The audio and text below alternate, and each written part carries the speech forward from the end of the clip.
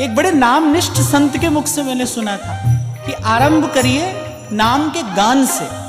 माने आपका स्वर ऐसा हो कि कम से कम आपको तो सुनाई पड़े, जब आप नाम लें तब आपको सुनाई पड़े, इतना स्वर होना चाहिए, यहां से आरंभ करना चाहिए। बड़े अद्भुत नामनिष्ठ संत, उनकी अनुमति होती तो मैं उनका नाम लेता, पर मन से उनका पावन स्मरण करते हुए उनकी बात बता रहा हूं। और साथ में ये भी कह रहा हूं कि मुझे अपने व्यक्तिगत साधक जीवन में इससे बहुत बड़ा लाभ मिला।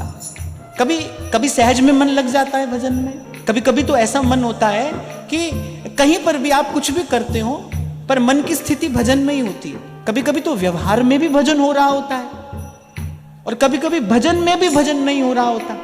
तो जब कभी ऐसी स्थिति हो जाए ना, जब लगे मन बहुत अस्थिर हो रहा है, तो फिर जप के स्थान पर गान करना चाहिए। नाम का गान करिए, नाम को गाइए, और न गा पाए तो कम से कम इस विधि तो उच्चारण करिए कि नाम आपको सुनाई पड़े।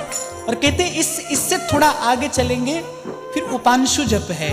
उपांशु जप में क्या होता है, ओठ हिलते हैं धीरे धीरे। इसके बाद की स्थिति क्या है, वो मानसिक जप है। जब ओठ भी नहीं हिलेंगे, जब जिह्वा हिलेगी नहीं, जब मन जपेगा, उसे मानसिक जप कहते हैं। और जैसे जैसे उत्तरोत्तर आप इस दिशा में बढ़ते जाएंगे, आप देखेंगे आपकी चेतना स्थिर होती जा रही है, जिसको आपकी भाषा में मन का टिकना कहते हैं। मन टिकता जा रहा है, मन की चंचलता समाप्त होती जा रही है।